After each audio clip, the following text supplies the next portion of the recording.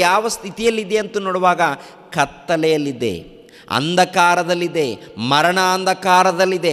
ಮರಣಾಂಧಕಾರದಲ್ಲಿ ಇದ್ದವರಿಗೆ ಬೆಳಕನ್ನು ಮೂಡಿಸುವುದಕ್ಕೆ, ಮರಣಾಂಧಕಾರದಲ್ಲಿ ಕತ್ತಲೆಯಲ್ಲಿದೆ, ಕತ್ತಲೆಯಲ್ಲಿ ಇದ್ದಂಥ ಇವರಿಗೆ ಬೆಳಕಿನ ಮಾರ್ಗವನ್ನು ತೋರಿಸೋದಕ್ಕೆ, ಜೀವದ ಮಾರ್ಗವನ್ನು ತೋರಿಸೋದಕ್ಕೆ, ನಿತ್ಯ ಜೀವದ ಮಾರ್ಗವನ್ನು ತೋರಿಸೋದಕ್ಕೆ, ಪರಲೋಕದ ಮಾರ್ಗವನ್ನು ತೋರಿಸೋದಕ್ಕೆ, ಆತ್ಮಿಕವಾದ ಜ್ಞಾನವನ್ನು ತೋರಿಸೋದಕ್ಕೆ. ಆತ್ಮಿಕವಾದಂಥ ಜ್ಞಾನ ಎಲ್ಲಿದೆ? ಆತ್ಮಿಕವಾದಂಥ ಬೋಧನೆ ಎಲ್ಲಿದೆ? ಆತ್ಮಿಕವಾದಂಥ ಬೋಧನೆ ಎಲ್ಲಿ ನಡೀತಾ ಇದೆ? ಒಂದು ಸಾರಿ ನಿಮ್ಮನ್ನು ನೀವು ಪರಿಶೋಧನೆ ಮಾಡಿಕೊಳ್ಳಿ. ಆತ್ಮಿಕವಾದಂಥ ಬೋಧನೆ ನಡಿಬೇಕು, ಸತ್ಯವಾದಂಥ ಬೋಧನೆ ನಡಿಬೇಕು. ಇಬ್ರಿಯರಿಗೆ ಬರೆದ ಪತ್ರಿಕೆ 2ನೇ ಅಧ್ಯಾಯ, ಇಬ್ರಿಯರಿಗೆ ಬರೆದ ಪತ್ರಿಕೆ 2ನೇ ಅಧ್ಯಾಯ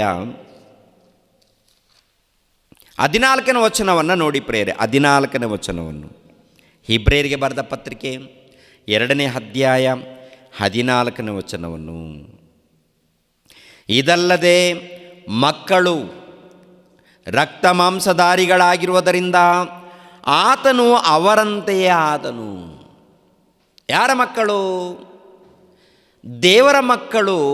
ಏನ್ರಿ ಪ್ರಿಯರ ದೇವರ ಮಕ್ಕಳಿರ ಏನಾಗಿದ್ದಾರೆ ಅಂತ ನೋಡುವಾಗ, ರಕ್ತ ಮಾಂಸಧಾರಿಗಳಾಗಿರುವುದರಿಂದ ಆತನು ಅವರಂತೆಯೇ ಆದನು. ಯಾರು? ಯೇಸು ಕ್ರಿಸ್ತರು. ಯೇಸು ಕ್ರಿಸ್ತರು ಅವರಂತೆ. ಯಾರು? ಮನುಷ್ಯರಂತೆ. ಮನುಷ್ಯರಂತೆ ಅಂದರೆ ದೇವರ ಮಕ್ಕಳು ಎಂದ ಮಾನವರು ಶರೀರಧಾರಿಯನ್ನು ಧರಿಸಿಕೊಂಡು ಈ ಲೋಕದಲ್ಲಿ ಇರುವುದರಿಂದ ಯೇಸು ಕ್ರಿಸ್ತರು ಕೂಡ ಶರೀರಧಾರಿಯಾಗಿ ಬಂದಿದ್ದಾರೆ. ಶರೀರಧಾರಿ ಅವರಂತೆ ಆಗಿದ್ದಾನಂದರೆ, ಅವರಂತೆ ಆಗಿದ್ದಾನಂದರೆ ಕ್ರಿಯೆಗಳಲ್ಲ, ಶರೀರವನ್ನು ಧರಿಸಿಕೊಂಡಿದ್ದಾನಂತ ಅರ್ಥ. ಮನುಷ್ಯರು ಪಾಪದಲ್ಲಿದ್ದಾರೆ.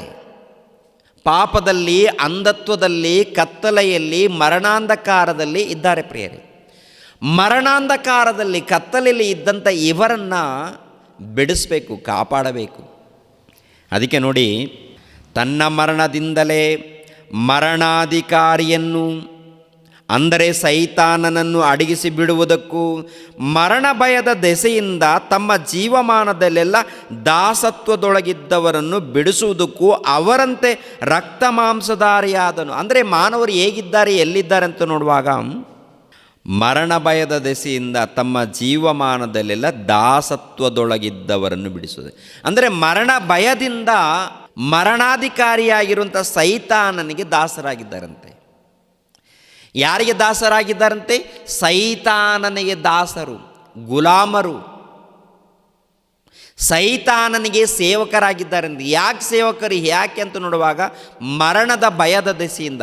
ಮರಣ ಭಯದ ದೆಸೆಯಿಂದ ಅಂದರೆ ಮರಣದ ಬಗ್ಗೆ ಸರಿಯಾದ ರೀತಿಯಲ್ಲಿ ಮಾಹಿತಿ ಇಲ್ಲ, ಆತ್ಮಜ್ಞಾನ ಇಲ್ಲ.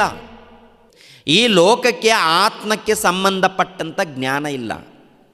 ಆತ್ಮಕ್ಕೆ ಸಂಬಂಧಪಟ್ಟಂಥ ಜ್ಞಾನ ಇಲ್ಲದ ಈ ಲೋಕಕ್ಕೆ, ಅಂಧಕಾರದ ಈ ಲೋಕಕ್ಕೆ, ಮರಣಾಂಧಕಾರದ ಈ ಲೋಕಕ್ಕೆ ಬೆಳಕನ್ನು ಮೂಡಿಸುವಂಥ ಜ್ಞಾನವು, ಅರುಣೋದಯವು, ಬೆಳಕು, ದೇವರ ಜ್ಞಾನವೆಂಬ ಬೆಳಕು, ಯೇಸು ಕ್ರಿಸ್ತನೆಂಬ ಬೆಳಕು ಈ ಲೋಕಕ್ಕೆ ಬಂದಿದ್ದಾರೆ. ಈ ಮರಣಾಂಧಕಾರದಲ್ಲಿ ಇದ್ದವರನ್ನ ಬಿಡಿಸೋದಿಕ್ಕೆ, ಮರಣಾಂಧಕಾರದಲ್ಲಿ, ಕತ್ತಲೆಯ ಸಾಮ್ರಾಜ್ಯದಲ್ಲಿ ದಾಸರಾಗಿದ್ದಾರೆ. ಅದಕ್ಕೆ ಯಾವ ರೀತಿ ದಾಸರಾಗಿದ್ದಾರೆ, ಯಾಕೆ ದಾಸರಾಗಿದ್ದಾರೆ ಅಂತ ನೋಡುವಾಗ ಏನ್ರಿ, ಮರಣ ಭಯದ ದೆಸೆಯಿಂದ. ಮರಣದ ಭಯ ಇದೆ ಅಂತೆ, ಮರಣ ಭಯ. ಈ ಮರಣ ಭಯ ಏನು? ಪ್ರಿಯರ ದೇವರ ಮಕ್ಕಳಿರ, ಎಲ್ಲರಿಗೂ ಈ ಲೋಕದಲ್ಲಿ ಒಂದು ಭಯ ಇರುತ್ತೆ ರೀ. ಎಲ್ಲರಿಗೂ ಒಂದು ಭಯ ಏನ್ರಿ, ಮರಣ ಬಂದರೆ, ಮರಣ ಹತ್ತಿರವಾಯ್ತು ಅಂತ ತಿಳ್ಕೊಂಡು ನಡುಗ್ತಾ ಇರ್ತಾರೆ ಪ್ರಿಯರ್. ನಡುಗು, ಮರಣ ಹತ್ತಿರವಾಗಿದೆ ಅಂದರೆ ಒಂದು ರೀತಿಯಲ್ಲಿ ಭಯ. ಎಲ್ಲರೂ ಯಾವುದು ಇಷ್ಟಪಡ್ತಾರೆ ಅಂದರೆ ಈ ಲೋಕದಲ್ಲಿ ಬದುಕಬೇಕು, ಹೇಗಾದರೂ ಮಾಡಿ ಬದುಕಬೇಕು, ಹೇಗಾದರೂ ಮಾಡಿ ನಾವು ಜೀವಿಸಬೇಕು. ಯಾರು ಕೂಡ ಸಾಯೋದಕ್ಕೆ ಇಷ್ಟಪಡಲ್ಲ ಪ್ರಿಯರೇ. ಸಾಯೋದಕ್ಕೆ ಇಷ್ಟಪಡದೆ ಹೇಗಾದರೂ ಮಾಡಿ ಈ ಲೋಕದಲ್ಲಿ ಬದುಕಬೇಕು ಅಂತೇಳಿ ಆ ಸಾವಿನ ವಿಷಯದಲ್ಲಿ, ಆ ಮರಣದ ವಿಷಯದಲ್ಲಿ ಭಯದಿಂದ ಯಾರಿಗೆ ದಾಸರಾಗಿದ್ದಾರೆ ಅಂತ ನೋಡುವಾಗ, ಸೈತಾನನಿಗೆ ದಾಸರಾಗಿದ್ದಾರೆ. ಯಾರಿಗೆ ದಾಸರಾಗಿದ್ದಾರೆ? ಸೈತಾನನಿಗೆ ದಾಸರಾಗಿದ್ದಾರೆ, ದೆವ್ವಕ್ಕೆ ದಾಸರಾಗಿದ್ದಾರೆ, ಗುಲಾಮರಾಗಿದ್ದಾರೆ, ಸೇವಕರಾಗಿದ್ದಾರೆ, ಒಳಪಟ್ಟಿದ್ದಾರೆ. ಸೈತಾನನಿಗೆ ಒಳಪಟ್ಟಿದ್ದಾರೆ, ಸೈತಾನನಿಗೆ ಮಕ್ಕಳಾಗಿದ್ದಾರೆ. ಅಂದರೆ ದೇವರ ಮಕ್ಕಳು, ದೈವ ಸಂತಾನದವರು, ದೇವರ ಕುಟುಂಬದವರು ಯಾರಿಗೆ ಒಳಪಟ್ಟಿದ್ದಾರೆ, ಯಾರಿಗೆ ದಾಸರಾಗಿದ್ದಾರೆ, ಗುಲಾಮರಾಗಿದ್ದಾರೆ ಅಂತ ನೋಡುವಾಗ ಏನ್ರಿ, ದೇವರ ವಂಶದವರು ಸೈತಾನನಿಗೆ ದಾಸರು. ದೇವರ ವಂಶದವರು ಸೈತಾನನಿಗೆ ದಾಸರು. ದೇವರು ತನ್ನ ಮಕ್ಕಳನ್ನು ಕುರಿತು ಏನಂತ ಹೇಳಿದ್ದಾರೆ ಅಂತ ನೋಡುವಾಗ, ನೀವು ನನ್ನ ಮಕ್ಕಳು, ನನ್ನ ಸ್ವಕೀಯ ಪ್ರಜೆಗಳು, ನನ್ನ ವಂಶ ನೀವು, ನನ್ನ ಸ್ವಕೀಯ ಪ್ರಜೆಗಳು ನೀವು, ನನ್ನ ಮಕ್ಕಳು ನೀವು ಅಂತ ದೇವರು ಹೇಳಿದಾಗ, ದೇವರ ಮಕ್ಕಳಾಗಿರುವಂಥ ಮನುಷ್ಯರು ಯಾರಿಗೆ ದಾಸರಾಗಿದ್ದಾರೆ, ಯಾರಿಗೆ ಗುಲಾಮರಾಗಿದ್ದಾರೆ, ಯಾರಿಗೆ ಸೇವಕರಾಗಿದ್ದಾರೆ ಅಂತ ನೋಡುವಾಗ ಸೈತಾನನಿಗೆ ಸೇವಕರು, ದಾಸರು, ಗುಲಾಮರು. ಯಾಕೆ ಅಂತ ನೋಡುವಾಗ ಮರಣದ ಭಯ, ಮರಣದ ಭಯ, ಮರಣದ ಭಯ. ಮರಣದ ಭಯ ಯಾಕೆ ಅಂತ ನೋಡುವಾಗ ಮರಣದ ಬಗ್ಗೆ ಏನ್ರಿ ತಿಳುವಳಿಕೆ ಇಲ್ಲ ರೀ, ಸಾವಿನ ಬಗ್ಗೆ ತಿಳುವಳಿಕೆ ಇಲ್ಲ, ಮರಣದ ಬಗ್ಗೆ ಅರ್ಥ ಆಗಿಲ್ಲ ಪ್ರಪಂಚಕ್ಕೆ. ಅದಕ್ಕೆ ಈ ಮರಣ ಎನ್ನುವಂಥ ಭಯದಿಂದ ಏನಾಗಿದ್ದಾರೆ ಅಂತ ನೋಡುವಾಗ ಸೈತಾನನಿಗೆ ಗುಲಾಮರಾಗಿದ್ದಾರೆ. ಯಾವ ರೀತಿ? ನಾವು ಈ ಲೋಕದಲ್ಲಿ ಹೇಗಾದರೂ ಮಾಡಿ ಬದುಕಬೇಕು, ಮರಣ ಬರಬಾರ್ದು, ಮರಣ ಮಾತ್ರ ಬರ್ಕೂಡ್ದು. ಅದಕ್ಕೆ ಒಂದು ವೇಳೆ ಯಾರಾದರೂ ರೋಗದಲ್ಲಿದ್ದಾರಂತ ತಿಳ್ಕೊಳ್ಳಿ, ರೋಗದಲ್ಲಿ ಇದ್ದಾರಂತ ತಿಳ್ಕೊಳ್ಳಿ, ಏನು ಮಾಡ್ತಾರೆ ಅವರು? ವೈದ್ಯರ ಬಳಿಯಲ್ಲಿ ಹೋಗ್ತಾರೆ. ಕಡಿಮೆ ಆಗಿಲ್ಲ ಅಂದರೆ ಎಲ್ಲಿಗೆ ಹೋಗ್ತಾರೆ? ಮತ್ತೆ ಜ್ಯೋತಿಷ್ಕರ ಬಳಿಯಲ್ಲಿ, ಇಲ್ಲಾಂದರೆ ಪಂಚಾಂಗ ಹೇಳೋರ ಬಳಿಯಲ್ಲಿ, ಮಾಟ ಮಂತ್ರ ಮಾಡೋರ ಬಳಿಯಲ್ಲಿ, ಅವ್ರ ಬಳಿಯಲ್ಲಿ ಹೋಗಿ, ಅಯ್ಯ ಯಾಕೆ ಈ ರೀತಿ ಇದೆ, ರೋಗ ಕಡಿಮೆ ಆಗ್ತಾ ಇಲ್ಲ, ಒಂದು ರೀತಿಯಲ್ಲಿ ಶೋಧನೆಗಳ ಮನೆಯಲ್ಲಿ ಏನಾಗುತ್ತೆ, ಸತ್ತೋಗ್ತೀವ, ಏನಾದರೂ ಅಪಘಾತ ನಡೆಯುತ್ತಂತೇಳಿ ಅವ್ರೇನು ಮಾಡ್ತಾರಂತ ನೋಡುವಾಗ, ನಿಮ್ಮ ಮನೆಯಲ್ಲಿ ದೆವ್ವ ಕಾಡ್ತಾ ಇದೆ, ಭೂತ ಕಾಡ್ತಾ ಇದೆ, ಏನೋ ಶನಿ ಕಾಡ್ತಾ ಇದೆ ಅಂತೇಳಿ ಆನಂತರ ಒಂದು ರೀತಿಯಲ್ಲಿ ಭಯ ಹುಟ್ಟಿಸಿ, ಅಂದರೆ ಮರಣದ ಭಯ ಹುಟ್ಟಿಸಿ, ಮರಣದ ಭಯ ಹುಟ್ಟಿಸಿ ಅವನೇನು ಮಾಡ್ತಾ ಇದ್ದಾನಂತ ನೋಡುವಾಗ ತನ್ನ ಹತೋಟಿಯಲ್ಲಿ ಸೇರಿಸ್ಕೊಳ್ಳುವಂಥದ್ದು. ಅಂದರೆ ಸೈತಾನನಿಗೆ ದಾಸರಾಗಿ ಮಾಡುವಂಥದ್ದು, ಸೈತಾನನಿಗೆ ಗುಲಾಮರಾಗಿ ಮಾಡುವಂಥದ್ದು, ದೇವರಿಂದ ದೂರ ಮಾಡುವಂಥದ್ದು, ತನ್ನ ಹತೋಟಿಯಲ್ಲಿ ಸೇರಿಸ್ಕೊಳ್ಳುವಂಥದ್ದು ನಡೀತಾ ಇದೆ.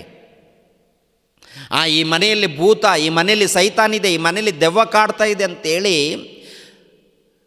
ಮರಣದ ಭಯವನ್ನು ಹುಟ್ಟಿಸಿ ಆನಂತರ ಅಂತರಗಳು, ತಂತ್ರಗಳು, ಮಾಟ ಮಂತ್ರಗಳು ಅಂತೇಳಿ, ಜ್ಯೋತಿಷ್ಕರಂತೇಳಿ ಪೂಜೆಗಳು, ಪುರಸ್ಕಾರಗಳು, ಹೋಮಗಳು, ಅದು ಮಾಡಬೇಕು ಇದು ಮಾಡಬೇಕಂತೇಳಿ ಆನಂತರ ಅವ್ರ ಮೂಲಕ ಹಣವನ್ನು ದೋಚಿಕೊಂಡು ಕುಟುಂಬಗಳನ್ನು ಹಾಳು ಮಾಡಿ ಸೈತಾನರಿಗೆ ಗುಲಾಮರನ್ನಾಗಿ ಮಾಡಿ ಕೊನೆಯದಾಗಿ ಬೆಂಕಿಯ ಕೊಂಡಕ್ಕೆ ನಡೆಸ್ತಾ ಇದ್ದಾರೆ. ಏನಿದೆ ಇವರ ಹಿಂದೆ, ಏನಿದೆ ಅಂತ ನೋಡುವಾಗ ಮರಣದ ಭಯ, ಮರಣದ ಭಯ, ಸಾವಿನ ಭಯ. ಸಾವು ಅಂದರೆ ಭಯ ಇದೆ, ಮರಣ ಅಂದರೆ ಭಯ ಇದೆ. ಒಟ್ಟಿನಲ್ಲಿ ಈ ಲೋಕದಲ್ಲಿ ಜೀವಿಸಬೇಕು ಅಂತ, ಈ ಲೋಕದಲ್ಲಿ ಸುಖವಾಗಿ ಬಾಳಬೇಕು, ಸುಖವಾಗಿ ಬದುಕಬೇಕು. ಅದಕ್ಕೆ ಸುಖವಾಗಿ ಬದುಕಬೇಕಂದ್ರೆ ದೇವರನ್ನ ಪಕ್ಕಕ್ಕಿಡಬೇಕು, ಈ ಶರೀರ ಆಶೆ ತೀರಿಸ್ಕೊಳ್ಬೇಕು, ಕಣ್ಣಿನ ಆಶೆ ತೀರಿಸ್ಕೊಳ್ಬೇಕಂತೇಳಿ ಅನೇಕ ಪಾಪಗಳು ಕೊನೆಯದಾಗಿ ದೇವರನ್ನ ಬಿಟ್ಟು ಮಾಟ ಮಂತ್ರಗಳು, ಅದು ಇದು ಅಂತೇಳಿ ಇಲ್ಲಿಗೋಗಿ ಆ ಮಂಟಪ ಈ ಮಂಟಪ, ಆ ಗುಡಿ ಈ ಗುಡಿ ಅಂತೇಳಿ ತಿರುಗಾಡಿ ದೇವರನ್ನ ಬಿಟ್ಟು ಮಾಡಬಾರದ ಪಾಪಗಳನ್ನು ಮಾಡಿ ಅಂಧತ್ವದಲ್ಲಿ, ಮರಣಾಂಧಕಾರದಲ್ಲಿ ನಡೆದು ಜೀವಿಸುವಂಥ ಲೋಕ ಇದು. ಮರಣಾಂಧಕಾರದಲ್ಲಿದೆ, ಅಂಧಕಾರದಲ್ಲಿದೆ, ಪಾಪದಲ್ಲಿದೆ, ಪಾಪದ ವ್ಯಾಮೋಹದಲ್ಲಿಲ್ಲ. ಒಟ್ಟಿನಲ್ಲಿ ಈ ಲೋಕದಲ್ಲಿ ಬದುಕಬೇಕು. ಯಾರು ಸತ್ರೆ ನನಗೇನು, ಯಾರು ಸತ್ರೆ ನನಗೆ ಲಂಚ ಬೇಕು, ನನಗೆ ಹಣ ಬೇಕು. ಹಣ ಬೇಕಂದರೆ ಇನ್ನೊಬ್ಬನು ಬದುಕ್ತಾನೆ ಬಿಡ್ತಾನೆ ಗೊತ್ತಿಲ್ಲ, ಅವ್ನು ದುಡ್ದಿದ್ದು ನನಗೆ ಬೇಕು ಏನ್ರಿ. ಅಮಾಯಕರು ದುಡ್ದಿರ್ತಾರೆ, ಏನೋ ಸಂಪಾದನೆ ಮಾಡ್ಕೊಂಡಿರ್ತಾರೆ, ಬದುಕ್ತಾ ಇರ್ತಾರೆ, ಅವರನ್ನು ಕೂಡ ದೋಚಿಕೊಂಡು ಬದುಕುವಂಥ ಕ್ರೂರ ಜಾತಿ ಈ ಪ್ರಪಂಚ ದೇಶದಲ್ಲಿ ತುಂಬಿ ತುಳುಕುತ್ತಾ ಇದೆ. ಕ್ರೂರ ಜಾತಿ, ಮಾನವ ಜಾತಿಯಲ್ಲಿ ಕ್ರೂರ ಜಾತಿ, ಮೃಗಗಳ ಜಾತಿ ಬದುಕೋದಕ್ಕೆ ಬಿಡ್ತಾ ಇಲ್ಲ. 1ನೇ ಶತಮಾನದಲ್ಲಿ ಆಗಿರ್ಬೋದು, ಕ್ರಿಸ್ತ ಪೂರ್ವದಲ್ಲಿ ಆಗಿರ್ಬೋದು, ಅಧಿಕಾರಿಗಳ ಮಧ್ಯದಲ್ಲೇ ಆಗಿರ್ಬೋದು, ಸಮಾಜದಲ್ಲಿ ಮಧ್ಯದಲ್ಲೇ ಆಗಿರ್ಬೋದು, ಚಿಕ್ಕವರ ಮೊದಲುಗೊಂಡು ದೊಡ್ಡವರ ತನಕ ಎಲ್ಲರೂ ಬಾಚಿಕೊಳ್ಳೋರು, ದೋಚಿಕೊಳ್ಳೋರು, ಕೊಳ್ಳೆ ಹೊಡೆಯೋರು, ದರೋಡೆ ಮಾಡೋರು ರಾಶಿ ರಾಶಿಯಾಗಿದ್ದಾರೆ ಪ್ರಿಯರ ದೇವರ ಮಕ್ಕಳಿರ. ಎಲ್ಲ ಕಡೆ ನಡೀತಾ ಇದೆ, ಎಲ್ಲ ಕಡೆ ವ್ಯಾಪಾರದಲ್ಲಿ, ವಸ್ತುಗಳಲ್ಲಿ ಪ್ರತಿಯೊಂದನ್ನು ಪರಿಶೋಧನೆ ಮಾಡುವಾಗ ಏನ್ರಿ ನೀರಿನಲ್ಲಿ ಮೋಸ ಇದೆ, ಹಾಲಿನಲ್ಲಿ ಮೋಸ ಇದೆ, ತರಕಾರಿಯಲ್ಲಿ ಮೋಸ ಇದೆ, ಏನ್ರಿ ಆಹಾರ ಪದಾರ್ಥಗಳಲ್ಲಿ ಮೋಸ ನಡೀತಾ ಇದೆ, ಅಕ್ಕಿಯಲ್ಲಿ, ಜ್ವಾಳದಲ್ಲಿ, ತಿನ್ನುವಂಥ ಆಹಾರ ಪದಾರ್ಥಗಳಲ್ಲಿ ಪ್ರತಿಯೊಂದರಲ್ಲಿ ಮೋಸ. ಯಾಕೆ ಮೋಸ ಅಂತ ನೋಡುವಾಗ ಹೇಗಾದರೂ ಮಾಡಿ ನಾನು ಬದುಕಬೇಕು, ಇನ್ನೊಬ್ಬರು ಸತ್ರು ಪರವಾಗಿಲ್ಲ, ಇನ್ನೊಬ್ಬನು ಹಾಳಾದರೂ ಪರವಾಗಿಲ್ಲ, ಸತ್ರು ಪರವಾಗಿಲ್ಲ ಅಂತೇಳಿ ನಾನು ಬದುಕಬೇಕು ಎಂಬ ಆಲೋಚನೆಯಿಂದ ಹೇಗಾದರೂ ಮಾಡಿ ನಾನು ಜೀವಿಸಬೇಕು ಅಂತ, ಹೇಗಾದರೂ ಮಾಡಿ ನಾನು ಜೀವಿಸಬೇಕು, ಸಾಯಬಾರ್ದು, ಬದುಕಬೇಕು, ನಾನು ಬದುಕಬೇಕು, ನನ್ನ ಕುಟುಂಬ ಬದುಕಬೇಕು, ನಾನು ನನ್ನ ಕುಟುಂಬ ಸುಖವಾಗಿ ಆನಂದವಾಗಿದ್ದರೆ ಸಾಕು ಅಂತೇಳಿ ಇನ್ನೊಬ್ಬರನ್ನ ಕೊಳ್ಳೆ ಹೊಡೆದು, ಇನ್ನೊಬ್ಬರನ್ನ ನಾಶ ಮಾಡಿ, ಇನ್ನೊಬ್ಬರನ್ನ ಹಾಳು ಮಾಡಿ, ಹತ್ಯೆ ಮಾಡಿ ಏನ್ರಿ ಮನುಷ್ಯನು ಬದುಕ್ತಾ ಇದ್ದಾನೆ. ಅಂದರೆ ಇವರೆಲ್ಲರಿಗೂ ಏನಿದೆ ಅಂತ ನೋಡುವಾಗ ಮರಣದ ಭಯ ಇದೆ, ಮರಣದ ಭಯ. ಈ ಮರಣದ ಭಯವನ್ನು ತೋರಿಸಿ ಸೈತಾನನ ಏನು ಮಾಡಿದ್ದಾನಂತ ನೋಡುವಾಗ ತನ್ನ ಹತೋಟಿಯಲ್ಲಿ ಸೇರಿಸಿಕೊಂಡಿದ್ದಾನೆ, ತನ್ನ ಹತೋಟಿಯಲ್ಲಿ ಸೇರಿಸಿಕೊಂಡಿದ್ದಾನೆ. ಪ್ರಾರಂಭದಲ್ಲಿ ಕೂಡ ನೋಡಿ, ಪ್ರಾರಂಭದಲ್ಲಿ ಅವ್ವಳನ್ನು, ಆದಾಮನನ್ನು ಕೂಡ ತನ್ನ ಹತೋಟಿಯಲ್ಲಿ ಸೇರಿಸಿಕೊಳ್ಳೋದಕ್ಕೆ ಪ್ರಯತ್ನ ಏನು ಮಾಡಿದ್ದಾನಂತ ನೋಡುವಾಗ ಏನ್ರಿ, ಆದಿಕಾಂಡ 3ನೇ ಅಧ್ಯಾಯ 1ನೇ ವಚನವನ್ನು ನೋಡಿ ಪ್ರಿಯರೇ. ಆದಿಕಾಂಡ 3ನೇ ಅಧ್ಯಾಯ 1ನೇ ವಚನದಿಂದ ನೋಡ್ಕೊಂಡು ಬನ್ನಿ ಏನ್ರಿ. ಅಲ್ಲಿ 2ನೇ ವಚನವನ್ನು ನೋಡೋಣ. ತೋಟದಲ್ಲಿರುವ ಮರಗಳ ಹಣ್ಣುಗಳನ್ನು ನಾವು ತಿನ್ನಬಹುದು, ಆದರೆ ತೋಟದ ಮಧ್ಯದಲ್ಲಿರುವ ಈ ಮರದ ಫಲದ ವಿಷಯವಾಗಿ ಇದನ್ನು ತಿನ್ನಲು ಕೂಡದು, ಮುಟ್ಟಲು ಕೂಡದು, ತಿಂದರೆ ಸಾಯುವಿರಿ ಎಂದು ದೇವರು ಹೇಳಿದ್ದಾನೆ. ತಿಂದರೆ ಸಾಯುವಿರಿ ಎಂದು ದೇವರು ಹೇಳಿದ್ದಾನೆ. ಅಂದರೆ 1ನೇ ವಚನದಲ್ಲಿ ಒಂದು ಸಾರಿ ಗಮನಿಸೋಣ. ಯೆಹೋವ ದೇವರು ಉಂಟು ಮಾಡಿದ ಎಲ್ಲ ಭೂಜಂತುಗಳಲ್ಲಿ ಸರ್ಪವು ಯುಕ್ತಿಯುಳ್ಳದಾಗಿತ್ತು. ಅದು ಸ್ತ್ರೀಯ ಬಳಿಗೆ ಬಂದು, ಏನವ್ವ, ತೋಟದಲ್ಲಿರುವ ಯಾವ ಮರದ ಹಣ್ಣನ್ನು ನೀವು ತಿನ್ನಬಾರದೆಂದು ದೇವರು ಅಪ್ಪಣೆ ಕೊಟ್ಟಿರುವುದು ನಿಜವೋ? ನಿಜನಾ ಅಮ್ಮ ಅವ್ವ? ಏನವ್ವ? ಅವಾಗ ಅವಳೇನು ಹೇಳಿದ್ದಾಳೆ? ನಿಜ, ದೇವರು ಹೇಳಿದ್ದು ನಿಜ. ದೇವರು ಏನು ಹೇಳಿದ್ದಾನೆ? ದೇವರು ಏನು ಹೇಳಿದ್ದಾನೆ ಅವ್ವ? 2ನೇ ವಚನ. ತೋಟದಲ್ಲಿರುವ ಮರದ ಹಣ್ಣುಗಳನ್ನು ನಾವು ತಿನ್ನಬಹುದು, ಆದರೆ ತೋಟದ ಮಧ್ಯದಲ್ಲಿರುವ ಈ ಮರದ ಫಲದ ವಿಷಯವಾಗಿ ತಿನ್ನಲು ಕೂಡದು, ಮುಟ್ಟಲು ಕೂಡದು, ತಿಂದರೆ ಸಾಯುವಿರಿ ಅಂತ ಹೇಳಿದ್ದಾನೆ. ಅಂದರೆ ದೇವರು ಹೇಳಿದ್ದು ಸತ್ಯನ ಸುಳ್ಳ? ದೇವರು ಏನು ಹೇಳಿದ್ರು ಸತ್ಯವನ್ನೇ ಹೇಳ್ತಾರೆ ವಿನಃ ಕಲ್ಪನೆಗಳನ್ನು, ಸುಳ್ಳುಗಳನ್ನು ದೇವರು ಮಾತಾಡಲ್ಲ ಪ್ರಿಯರೇ. ಕಲ್ಪನೆ ಹೇಳಲ್ಲ, ಸುಳ್ಳುಗಳು ಹೇಳಲ್ಲ. ಏನು ಸತ್ಯ ಇದೆಯೋ ಅಷ್ಟೇ ಹೇಳ್ತಾನೆ. ಇವನೇನು ಮಾಡ್ತಾನೆ? ಇವನು ಸುಳ್ಳುಗಾರನು, ಸುಳ್ಳಿಗೆ ಮೂಲ ಪುರುಷನು. ಏನು ಹೇಳಿದ್ದಾನಂತ ನೋಡುವಾಗ, ಇಲ್ಲವ್ವ, ತಿಂದರೆ ಏನೂ ಆಗಲ್ಲ, ತಿಂದರೆ ನೀವು ಸಾಯೋದಿಲ್ಲ, ನಿಮ್ಮ ಕಣ್ಣುಗಳು ತೆರೀತವೆ. ದೇವರು ಹೇಳಿದ್ದು ಸುಳ್ಳು ಅಂತೇಳಿ ಈ ಸೈತಾನ್ ಏನು ಮಾಡಿದಾನಂತ ನೋಡುವಾಗ ಘಟಸರ್ಪದಲ್ಲಿ ಸೇರಿಕೊಂಡು ಹೇಳಿರುವಂಥ ಮಾತೇನಂತ ನೋಡುವಾಗ, ಆಗ ಸರ್ಪವು ಸ್ತ್ರೀಗೆ, ನೀವು ಹೇಗೂ ಸಾಯುವುದಿಲ್ಲ, ತಿಂದರೆ ಸಾಯುವುದಿಲ್ಲ, ನಿಮ್ಮ ಕಣ್ಣುಗಳು ತೆರಿತವೆ. 2ನೇದಾಗಿ ನೀವು ದೇವರಂತ ಆಗ್ತೀರಾ, ನೀವು ಸಾಯೋದಿಲ್ಲ ಅಂದರೆ ನಿಮಗೆ ಮರಣ ಬರೋದಿಲ್ಲ, ನೀವು ಸಾಯೋದೇ ಇಲ್ಲ, ನೀವು ತಿಂದುಬಿಡಿ ಅಂತೇಳಿ ಹೇಳಿದಾಗ, ಇವಾಗ ಈ ಸ್ತ್ರೀಯಳು ಯಾರ ಮಾತನ್ನು ಕೇಳಬೇಕು? ದೇವರ ಮಾತನ್ನು ಕೇಳಬೇಕಾ, ಸೈತಾನನ ಮಾತನ್ನು ಕೇಳಬೇಕಾ? ದೇವರ ಮಾತನ್ನು ಕೇಳಬೇಕು. ಯಾಕೆಂದರೆ ದೇವರು ಖಂಡಿತವಾಗಿ ಹೇಳಿದ್ದಾರೆ. ಯಾಕೆಂದರೆ ಪ್ರತಿನಿತ್ಯ ಕೂಡ ದೇವರು ಬಂದು ಮಾತಾಡಿಸ್ತಾ ಇದ್ದಾರೆ, ಗೊತ್ತಲ್ವ? ಆದರೆ ಅವಳು ಮಾಡಿದ್ದೇನಪ್ಪ ಅಂತ ನೋಡುವಾಗ ಸರ್ಪನ ವಂಚನೆಗೆ, ಸರ್ಪದ ಕುಯುಕ್ತಿಗೆ, ವಂಚನೆಗೆ ಒಳಬಿದ್ದು ಮೋಸ ಹೋದಳು ಅಂತಿರುತ್ತೆ. ಆಮೇಲೆ ಆದಾಮನು ಕೂಡ ಮೋಸ ಹೋಗ್ತಾನೆ. ತಿಂತಾರೆ, ಇಬ್ಬರು ಕೂಡ ತಿಂದುಬಿಡ್ತಾರೆ. ಇಬ್ಬರು ತಿಂದು ಏನ್ರಿ ಅವಾಗ ದೇವ್ರ ಮುಂದೆ ನಿಂತ್ಕೊಳ್ಳೋಕೆ ಭಯಪಡ್ತಾರೆ. ಅಂದರೆ ಸೈತಾನ್ ಮಾಡಿರುವಂಥದ್ದು ಏನಪ್ಪ ಅಂತ ನೋಡುವಾಗ ಸೈತಾನ್ ತೋರಿಸಿರೋದು ನೀವು ಸಾಯೋದಿಲ್ಲ, ಅದನ್ನೇ ತೋರಿಸಿದೆ. ಅಂದರೆ ಮರಣದ ಭಯವನ್ನು ಹುಟ್ಟಿಸಿದೆ ಅಲ್ಲಿ. ಇವಾಗ ತಿಂದರೆ ಸಾಯ್ತೀರಿ ಅಂತೇಳಿ ದೇವರು ಹೇಳಿದ್ದಾನೆ, ಸಾಯೋದಿಲ್ಲ ಅಂತೇಳಿ ಸೈತಾನ್ ಹೇಳ್ತಾ ಇದ್ದಾನೆ.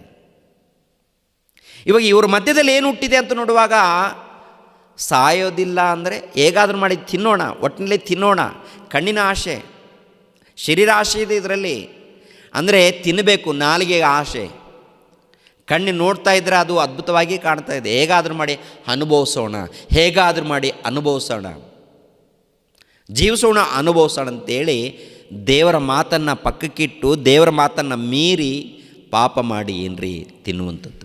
ಅಂದರೆ ಅಲ್ಲಿ ಏನು ತೋರಿಸಿದೆ ಅಂತ ನೋಡುವಾಗ, ನೀವು ಸಾಯೋದಿಲ್ಲ, ನೀವು ಮರಣ ಹೊಂದೋದಿಲ್ಲ, ನೀವು ಸಾಯೋದಿಲ್ಲ, ಮರಣ ಹೊಂದೋದಿಲ್ಲ ಅಂತೇಳಿ ಮರಣದ ಹತೋಟಿಯಲ್ಲಿ ಸೇರಿಸ್ಕೊಳ್ಳುವಂಥ, ಅಂದರೆ ತನ್ನ ಹತೋಟಿಯಲ್ಲಿ ಸೇರಿಸ್ಕೊಳ್ಳುವಂಥದ್ದು. ಇವಾಗಲೂ ಕೂಡ ಏನ್ರಿ ಮಾಟ ಮಂತ್ರಗಳು, ಜ್ಯೋತಿಷ್ಕರು ಇವರೆಲ್ಲರಿದ್ದಾರಲ್ಲಿ ಏನು ಮಾಡ್ತಾ ಇದ್ದಾರೆ, ನಾವು ಮಾಟ ಮಂತ್ರ ಮಾಡಿದಾಗ ನೀವು ಸಾವು ಬರೋದಿಲ್ಲ, ನಿಮಗೆ ಸಾವು ಬರೋದಿಲ್ಲ, ನೀವು ಧೈರ್ಯವಾಗಿರ್ತೀರಾ, ಯಾವ ತೊಂದರೆಗಳಿರಲ್ಲ, ಯಾವ ತೊಂದರೆಗಳಿಲ್ಲ. ಒಟ್ಟಿನಲ್ಲಿ ನಾವು ಮಾಟ ಮಂತ್ರ ಮಾಡುವುದರಿಂದ ನೀವು ಚೆನ್ನಾಗಿ ಬದುಕ್ತೀರಾ, ಆನಂದವಾಗಿ ಬದುಕ್ತೀರಾ, ಸುಖವಾಗಿ ಬಾಳ್ತೀರ ಅಂತೇಳಿ ಈ ರೀತಿ ಮಾಯ ಮಾಡಿ ಮರುಳು ಮಾಡಿ ತಮ್ಮ ಹತೋಟಿಯಲ್ಲಿ ಸೇರಿಸಿಕೊಂಡು ದೇವರಿಂದ ದೂರ ಮಾಡುವಂಥ ಕಾರ್ಯಕ್ರಮಗಳು, ಅದಕ್ಕೆ ಎಲ್ಲ ಕಾರ್ಯಕ್ರಮಗಳು ನೋಡಿ ಪ್ರಿಯರ ದೇವರ ಮಕ್ಕಳಿರ, ದೇವರ ಹೆಸರಿನಲ್ಲೇ ನಡೀತಾ ಇದೆ. ಸೃಷ್ಟಿಕರ್ತನಾಗಿರುವಂಥ ಪರಮಾತ್ಮನು ಇದ್ದಾಗ ಆ ಪರಮಾತ್ಮನನ್ನು ಪಕ್ಕಕ್ಕಿಟ್ಟು ಆ ಸೃಷ್ಟಿಕರ್ತನಾಗಿರುವಂಥ ಆ ಸರ್ವೇಶ್ವರನನ್ನು, ಮಹೋನ್ನತನನ್ನು, ಮಹಾಶಕ್ತನಾಗಿರುವಂಥ ದೇವರನ್ನು, ಅಗಮ್ಯವಾದ ಬೆಳಕಿನಲ್ಲಿ ವಾಸ ಮಾಡುವಂಥ ಆ ಮಹಾಶಕ್ತನಾಗಿರುವಂಥ ಆ ದೇವರನ್ನು ಪಕ್ಕಕ್ಕಿಟ್ಟು ಏನು ಮಾಡುವಂಥದ್ದು, ಒಂದು ಬೊಂಬೆಯನ್ನು ಪರಿಚಯ ಮಾಡಿದ್ದಾರೆ, ಒಂದು ಗಿಡವನ್ನು ಪರಿಚಯ ಮಾಡಿದ್ದಾರೆ, ಒಂದು ಹೂಳವನ್ನು ಪರಿಚಯ ಮಾಡಿದ್ದಾರೆ, ಒಂದು ಕಪ್ಪೆಯನ್ನು ಪರಿಚಯ ಮಾಡಿದ್ದಾರೆ, ಒಂದು ಹಾವನ್ನು ಪರಿಚಯ ಮಾಡಿದ್ದಾರೆ, ಒಂದು ಕತ್ತೆಯನ್ನು ಪರಿಚಯ ಮಾಡಿದ್ದಾರೆ, ಒಂದು ಹಂದಿಯನ್ನು ಪರಿಚಯ ಮಾಡಿದ್ದಾರೆ, ಒಂದು ನಾಯಿಯನ್ನು ಪರಿಚಯ ಮಾಡಿದ್ದಾರೆ, ಒಂದು ಓರಿಯನ್ನು ಪರಿಚಯ ಮಾಡಿದ್ದಾರೆ.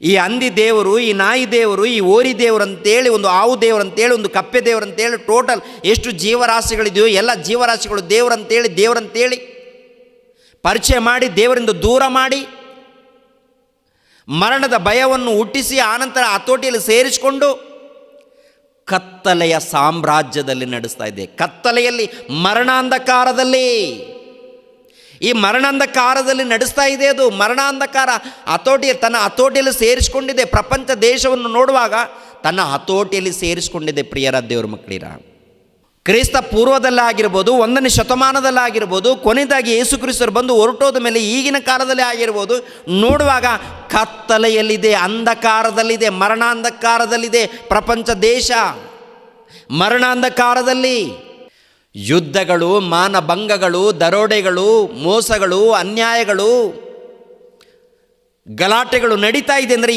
ಎಲ್ಲಿದ್ದಾರೆ ಪ್ರಪಂಚ ದೇಶದಲ್ಲಿ? ಎಲ್ಲಿದ್ದಾರೆ ಪ್ರಪಂಚ ದೇಶದಲ್ಲಿದ್ದಂಥ ಮಾನವರು?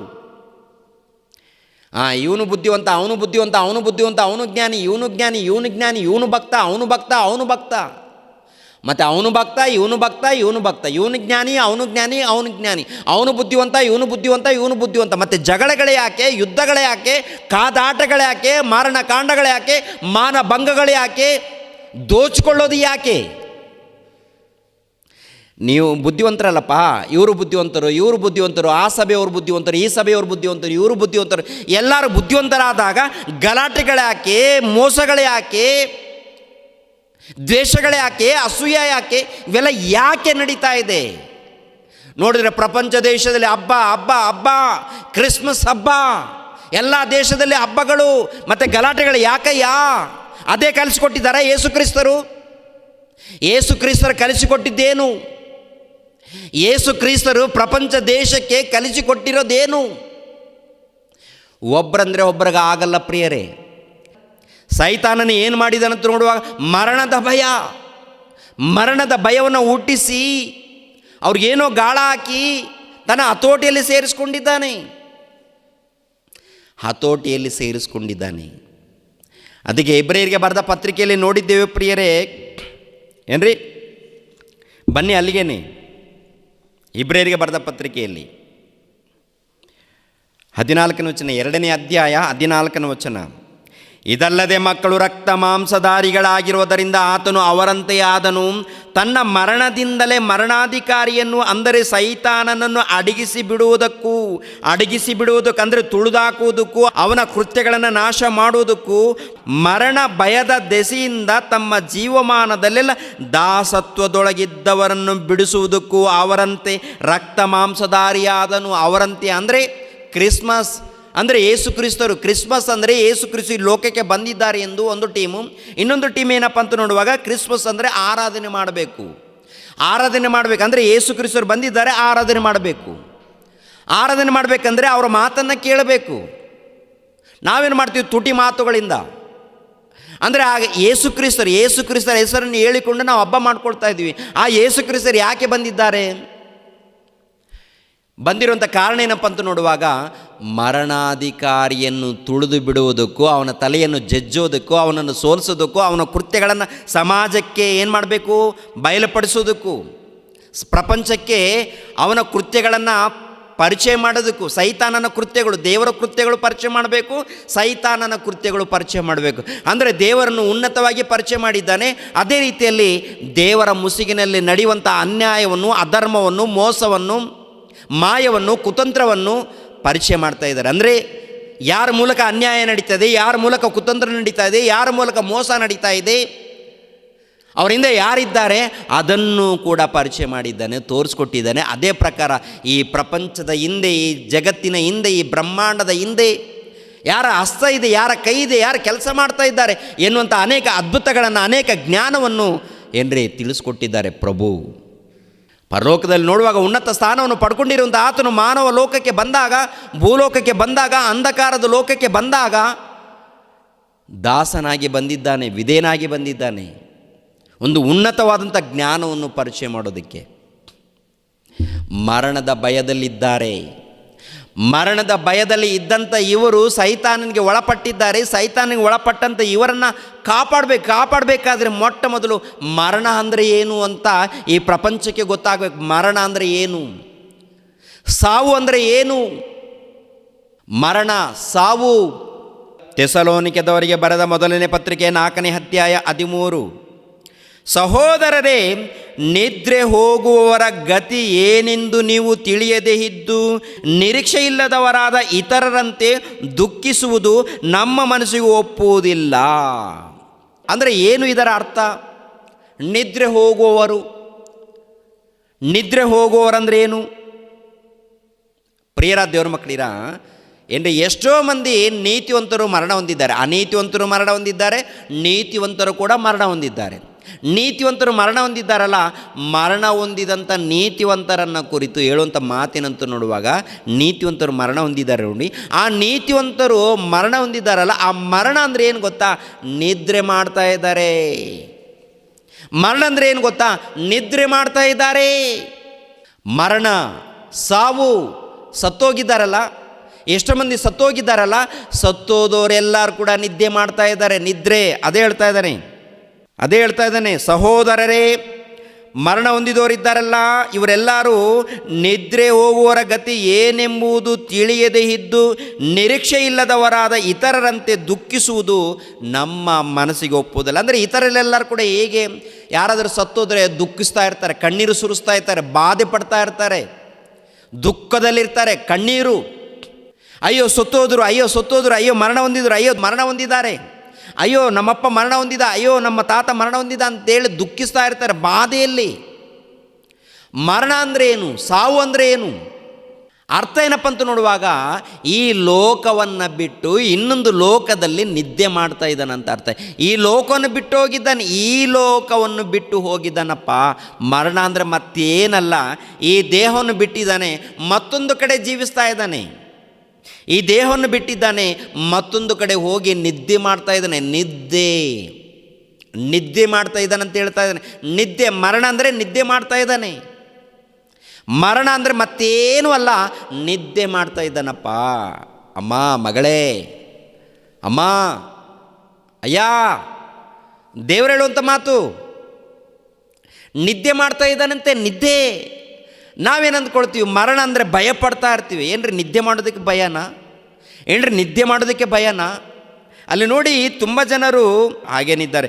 ಸಹೋದರರೇ, ನಿದ್ರೆ ಹೋಗುವವರ ಗತಿ ಏನೆಂದು ನೀವು ತಿಳಿಯದೇ ಇದ್ದು ನಿರೀಕ್ಷೆ ಇಲ್ಲದವರಾದ ಇತರರಂತೆ ದುಃಖಿಸುವುದು ನಮ್ಮ ಮನಸ್ಸಿಗೆ ಒಪ್ಪುವುದಿಲ್ಲ. ಅಂದರೆ ಇತರರು ಎಲ್ಲರೂ ಕೂಡ ದುಃಖಿಸ್ತಾ ಇರ್ತಾರೆ. ದುಃಖ ಬಾಧೆ. ಯಾಕೆ ಬಾಧೆ, ಯಾಕೆ ದುಃಖ? ನಮ್ಮಪ್ಪ ಮರಣ ಹೊಂದಿದ, ದುಃಖ ಯಾಕೆ? ಆತನು ಈ ಲೋಕ ಬಿಟ್ಟು ಇನ್ನೊಂದು ಲೋಕಕ್ಕೆ ಹೋಗಿದ್ದಾನೆ. ನೀತಿವಂತನಾದರೆ ಎಲ್ಲಿಗೆ ಹೋಗ್ತಾನೆ? ಪರದೇಶಿಗೆ ಹೋಗ್ತಾನೆ. ಅಲ್ಲಿ ಯಾರಿದ್ದಾರೆ? ಅಬ್ರಹಾಮನಿದ್ದಾನೆ, ದಾವೀದನಿದ್ದಾನೆ, ಯಾಕೋಬನಿದ್ದಾನೆ, ಮೋಶೆ ಇದ್ದಾರೆ. ಅವರೆಲ್ಲರೂ ಕೂಡ ಅಲ್ಲಿದ್ದಾರೆ. ಅಲ್ಲಿಗೆ ನಾವು ಹೋದಾಗ ಸಂತೋಷ ಪಡಬೇಕಾ, ದುಃಖ ಪಡಬೇಕಾ? ಪರದೇಶಿ ಎನ್ನುವಂಥ ಒಂದು ಸ್ಥಳ ಇದೆ. ಆ ಪರದೇಶಿ ಎನ್ನುವಂಥ ಆ ಸ್ಥಳಕ್ಕೆ ಹೋದಾಗ ನಾವು ಸಂತೋಷ ಪಡಬೇಕಾ, ದುಃಖ ಪಡಬೇಕಾ ಪ್ರಿಯರೇ? ಏನ್ರಿ, ಹೋದಾಗ ಒಂದು ದಿನ ದುಃಖ ಇರುತ್ತೆ, ಹೋದಾಗ ದುಃಖ ಇರುತ್ತೆ. ಆಮೇಲೇನು, ಹೃದಯದಲ್ಲಿ ಏನಪ್ಪ, ಸಂತೋಷ ಇರಬೇಕಾ, ದುಃಖ ಇರಬೇಕಾ? ನಾವು ಕೂಡ ಹೋಗ್ತೀವಂತ ಸಂತೋಷ ಇರಬೇಕಾ, ದುಃಖ ಇರಬೇಕಾ? ನಮಗೆ ಮರಣ ಬರುತ್ತೆ ಅಂತೇಳಿ ಸುದ್ದಿ ಗೊತ್ತಾದಾಗ, ಅಯ್ಯೋ ನಮಗೆ ಮರಣ ಬರುತ್ತೆ, ಅಯ್ಯೋ ನಾವು ಸತ್ತೋಗ್ತೀವಿ ಅಂದಾಗ ಎಲ್ಲರಿಗೂ ಭಯ. ಅದಕ್ಕೆ ಎಲ್ಲಿಗೆ ಹೋಗೋಣ, ಈ ಬೆಟ್ಟಕ್ಕೆ ಹೋಗೋಣ, ಆ ಬೆಟ್ಟಕ್ಕೆ ಹೋಗೋಣ, ಅಲ್ಲಿಗೆ ಹೋಗೋಣ, ಇಲ್ಲಿಗೆ ಹೋಗೋಣ ಅಂತೇಳಿ ಅನೇಕ ಕಾರ್ಯಕ್ರಮಗಳನ್ನು ಮಾಡಿ, ಏನೇನೋ ಕಾರ್ಯಕ್ರಮಗಳನ್ನು, ಅಂದರೆ ಯಾರಿಗೋ ದಾಸರಾಗ್ತಾರೆ. ಸೃಷ್ಟಿ ಮಾಡಿರುವಂಥ ಸೃಷ್ಟಿಕರ್ತನಾದಂಥ ದೇವರಿಗೆ ದಾಸರಾಗಬೇಕು, ದೇವರಿಗೆ ವಿಧೇಯರಾಗಬೇಕು. ಅದನ್ನು ಪರಿಚಯ ಮಾಡೋದಕ್ಕೆ ಯೇಸು ಪ್ರಭು ಹೊಂದಿದ್ದಾರೆ. ಅಂದರೆ ಅಂಧಕಾರದ ದೊರೆತನದಲ್ಲಿ ಬಾನಿಸರಾದವರು, ವಿಧೇಯರಾದವರು, ಒಳಪಟ್ಟವರು ಇದ್ದಾರಲ್ಲ, ಗುಲಾಮರಾದವರು ಇದ್ದಾರಲ್ಲ, ಅಂಥವ್ರನ್ನ ಬಿಡಿಸೋದಕ್ಕೆ ಪ್ರಭುವಾಗಿರುವಂಥ ಕ್ರಿಸ್ತನು ಪರಲೋಕದಿಂದ ಈ ಲೋಕಕ್ಕೆ ಬಂದಿದ್ದ. ಯಾರು ಬಿಡಿಸ್ತಾರೆ ಅಂತ ನೋಡುವಾಗ ಭೂಲೋಕದಲ್ಲಿ ಯಾರಿಗೂ ಸಾಧ್ಯವಿಲ್ಲ ಪ್ರಿಯರೇ. ಭೂಲೋಕದಲ್ಲಿ ಚಕ್ರವರ್ತಿಗಳಿದ್ದಾರೆ, ಭೂಲೋಕದಲ್ಲಿ ಅರಸರಿದ್ದಾರೆ. ಇವರು ಯಾರಾದರೂ ಬಿಡಿಸ್ತಾರಂತ ನೋಡುವಾಗ ಅವರೇ ಸೈತಾನನಿಗೆ ಒಳಪಟ್ಟಿದ್ದಾರೆ, ಸೈತಾನನಿಗೆ ವಿಧೇಯರಾಗಿದ್ದಾರೆ, ದಾಸರಾಗಿದ್ದಾರೆ, ಮತ್ತರಾಗಿದ್ದಾರೆ, ಗುಲಾಮರಾಗಿದ್ದಾರೆ. ಆಗಿರುವಾಗ ಇವರೇನ್ರಿ ಬಿಡಿಸ್ತಾರೆ ಪ್ರಿಯರೇ? ಇವರು ಯಾರು ಪ್ರಿಯರೇ ಬಿಡಿಸೋರು? ಯಾರು ಬಿಡಿಸ್ತಾರೆ? ಇವರು ಬಿಡಿಸ್ತಾರಾ? ಅವರೇ ಮತ್ತಿನಲ್ಲಿದ್ದಾರಲ್ಲ, ಅವರೇ ಅಂಧಕಾರದಲ್ಲಿದ್ದಾರಲ್ಲ, ಅವರೇ ಮರಣಾಂಧಕಾರದಲ್ಲಿದ್ದಾರಲ್ಲ. ಮರಣಾಂಧಕಾರದಲ್ಲಿ ಇದ್ದಂಥ ಅವ್ರು ನಮ್ಮನ್ನು ಬಿಡಿಸ್ತಾರಾ? ಚಕ್ರವರ್ತಿಗಳು ಬಿಡಿಸ್ತಾರಾ? ಅಧಿಕಾರಿಗಳು ಬಿಡಿಸ್ತಾರಾ? ಮೇಧಾವಿಗಳು ಬಿಡಿಸ್ತಾರಾ? ಇಲ್ಲ ಜ್ಞಾನಿಗಳು ನಮ್ಮನ್ನು ಬಿಡಿಸ್ತಾರಾ, ಕಾಪಾಡ್ತಾರಾ? ಕಾಪಾಡೋರು ಯಾರು ಇಲ್ಲ ಪ್ರಿಯರು. 1ನೇ ಶತಮಾನದಲ್ಲಾಗಿರ್ಬೋದು, ಈಗಿನ ದಿನಗಳಲ್ಲಾಗಿರ್ಬೋದು, ನಮ್ಮನ್ನು ಕಾಪಾಡೋರು, ನಮ್ಮನ್ನು ನಿತ್ಯ ಜೀವಕ್ಕೆ ನಡೆಸೋರು ಶಕಪುರುಷನು, ಯುಗ ಪುರುಷನು, ಮೋಕ್ಷ ಪ್ರದಾತನಾಗಿರುವಂಥ ಕ್ರಿಸ್ತನು, ಯೇಸು ಕ್ರಿಸ್ತನು. ನಾವೆಲ್ಲರೂ ಪರಮಾತ್ಮನ ಮಕ್ಕಳಾಗಿರುವುದರಿಂದ ಆತನ ಬಳಿಗೆ ನಮ್ಮನ್ನು ಸೇರಿಸ್ಬೇಕಂತೇಳಿ ಪರಲೋಕದಿಂದ ಈ ಲೋಕಕ್ಕೆ ಬಂದಿದ್ದಾನೆ. ಪರಲೋಕದಿಂದ ಈ ಲೋಕಕ್ಕೆ ಬಂದಿದ್ದಾರೆ. ಅಂಧಕಾರದ ದೊರೆತನದಲ್ಲಿ ಇದ್ದವರನ್ನು, ಮರಣಾಂಧಕಾರದಲ್ಲಿ ಇದ್ದವರನ್ನು, ಕತ್ತಲೆಯಲ್ಲಿ ಇದ್ದವರನ್ನು ಬಿಡಿಸೋದಿಕ್ಕೆ, ಕಾಪಾಡೋದಿಕ್ಕೆ. ಪ್ರಿಯರಾದ ದೇವ್ರ ಮಕ್ಕಳಿರ, ಸಾವು ಅಂದರೆ, ಮರಣ ಅಂದರೆ ಪ್ರತಿಯೊಬ್ಬರಿಗೆ ಭಯ ಪ್ರಿಯರೇ. ಆದರೆ ಆ ಸಾವಿನ ಬಗ್ಗೆ ಹೇಳುವಂಥ ಮಾತೇನು ಗೊತ್ತಾ ಮಕ್ಕಳಿರ, ನನ್ನ ಮಕ್ಕಳಿರ? ಸಾವು ಅಂದರೆ ಏನು ಗೊತ್ತಾ? ಮರಣ ಅಂದರೆ ಏನು ಗೊತ್ತಾ? ನಿದ್ದೆ ಮಾಡ್ತಾ ಇದ್ದಾರೆ. ಈ ಲೋಕವನ್ನು ಬಿಟ್ಟು ಇನ್ನೊಂದು ಲೋಕದಲ್ಲಿ ನಿದ್ದೆ ಮಾಡ್ತಾ ಇದ್ದಾರೆ, ಇನ್ನೊಂದು ಲೋಕದಲ್ಲಿ. ಮತ್ತು ನಿದ್ದೆ ಮಾಡೋರ ಗತಿ ಏನಾಗುತ್ತೆ? ಅಲ್ಲೇ ಇರ್ತಾರಾ? ಏನಾಗುತ್ತೆ ಅವ್ರ ಗತಿ? ಏನಾಗ್ತಾರೆ? ಅವರ ಗತಿ ಏನಾಗುತ್ತೆ? 14, ಯೇಸು ಸತ್ತು ಜೀವಿತನಾಗಿ ಎದ್ದನೆಂದು ನಾವು ನಂಬಿದ ಮೇಲೆ ಅದರಂತೆಯೇ ಯೇಸುವಿನಲ್ಲಿದ್ದುಕೊಂಡು ನಿದ್ರೆ ಹೋಗುವವರನ್ನು ಸಹ ದೇವರು ಆತನೊಡನೆ ಕರೆದುಕೊಂಡು ಬರುವನೆಂದು ನಂಬಬೇಕಲ್ಲವೇ? ಆತನೊಡನೆ ಕರೆದುಕೊಂಡು ಬರುತ್ತಾನೆಂದು ನಂಬಬೇಕಲ್ವೇ? ಯಾವಾಗ ಕರೆದುಕೊಂಡು ಬರ್ತಾನೆ ಅಂದರೆ, ಸತ್ತೋಗಿರುವಂಥ ನಾವು ಈ ಲೋಕವನ್ನು ಬಿಟ್ಟು ಇನ್ನೊಂದು ಲೋಕಕ್ಕೆ ಹೋಗ್ತೇವೆ. ಸಾವು ಅಂದರೆ, ಮರಣ ಅಂದರೆ ಏನ್ರಿ? ನಿದ್ರೆ ಅದು. ಸಾವು ಅಂದರೆ, ಮರಣ ಅಂದರೆ ಅದು. ಪ್ರಿಯರ ದೇವ್ರ ಮಕ್ಕಳಿರ, ನಾವು ಮರಣ ಹೊಂದುತ್ತೀವಲ್ವ, ನಾವು ಸಾವು ಹೊಂದುತ್ತೀವಲ್ವ. ಸಾವು ಹೊಂದಿದಾಗ ಅದಕ್ಕೆ ಅರ್ಥ ಏನಪ್ಪ ಅಂತ ನೋಡುವಾಗ, ನಿದ್ರೆ ಮಾಡ್ತಾ ಇದ್ದಾರೆ ಅಂತ ಅರ್ಥ. ಈ ದೇಹ ಮಣ್ಣಿನಲ್ಲಿರುತ್ತೆ, ಆತ್ಮ ಪಾತಾಳ ಲೋಕಕ್ಕೆ ಹೋಗುತ್ತೆ. ನೀತಿವಂತನಾದರೆ ಪರದೇಶಿಗೆ ಹೋಗ್ತಾನೆ, ಅನೀತಿವಂತನಾದರೆ ಯಾತನೆ ಪಡುವಂಥ ಸ್ಥಳಕ್ಕೆ ಹೋಗ್ತಾನೆ. ಅದು ಎಲ್ಲಿದೆ ಅಂತ ನೋಡುವಾಗ ಪಾತಾಳ ಲೋಕ. ಈ ಪಾತಾಳ ಲೋಕದಲ್ಲಿ 2 ಭಾಗ ಇದೆ. ನೀತಿವಂತರು ಇರುವಂಥ ಒಂದು ಸ್ಥಳ ಇದೆ, ಅನೀತಿವಂತರು ಇರುವಂಥ ಒಂದು ಸ್ಥಳ ಇದೆ. ಅವರು ಏನು ಮಾಡ್ತಾರೆ ಅಂತ ನೋಡುವಾಗ ಅಲ್ಲಿರ್ತಾರೆ. ಎಷ್ಟು ಕಾಲ ಇರ್ತಾರಂತ ನೋಡುವಾಗ, ಯೇಸು ಕ್ರಿಸ್ತರು 2ನೇ ಆಗಮನದವರೆಗೆ ಅಲ್ಲೇ ಇರ್ತಾರೆ. 2ನೇ ಆಗಮನದಲ್ಲಿ ಅವರೆಲ್ಲರಿಗೆ ಏನಾಗುತ್ತೆ ಅಂತ ನೋಡುವಾಗ, ಯೇಸುವಿನಲ್ಲಿ ಇದ್ದುಕೊಂಡು ನಿದ್ರೆ ಹೋಗುವವರನ್ನು ಸಹ ದೇವರು ಆತನೊಡನೆ ಕರೆದುಕೊಂಡು ಬರುವನೆಂದು ನಂಬಬೇಕಲ್ಲವೇ. ಯಾವಾಗ? ಎರಡನೇ ಆಗಮನದಲ್ಲಿ. ಪ್ರಿಯರ ದೇವ್ರ ಮಕ್ಕಳಿರ, ನಿಮ್ಗೆ ಅರ್ಥ ಆಗಬೇಕಾದ್ರೆ ಭೂಲೋಕದಲ್ಲಿ ನಡೆದಿರುವಂಥ ಒಂದು ಘಟನೆಯನ್ನು ನೋಡೋಣ. ಲಾಜರನಿದ್ದಾನಲ್ಲ, ಅಂದರೆ ಯೇಸು ಕ್ರಿಸ್ತರ ಕಾಲದಲ್ಲಿ ಲಾಜರನು ಎಲ್ಲಿರುತ್ತೆ ಆ ಮಾತು? ಯೋಹಾನನು ಬರೆದ ಸುವಾರ್ತೆ 11ನೇ ಅಧ್ಯಾಯ 11ನೇ ವಚನವನ್ನು ನೋಡಿ ಪ್ರಿಯರೇ. ಯೋಹಾನನು ಬರೆದ ಸುವಾರ್ತೆ 11ನೇ ಅಧ್ಯಾಯ 11ನೇ ವಚನ. 11ನೇ ಅಧ್ಯಾಯ 11ನೇ ವಚನ. ಈ ಮಾತುಗಳನ್ನು ಹೇಳಿದ ಮೇಲೆ ಅವರಿಗೆ, ನಮ್ಮ ಮಿತ್ರನಾದ ಲಾಜರನು ನಿದ್ರೆ ಮಾಡುತ್ತಾನೆ, ನಾನು ಅವನನ್ನು ನಿದ್ರೆಯಿಂದ ಎಬ್ಬಿಸುವುದಕ್ಕಾಗಿ ಹೋಗುತ್ತೇನೆ.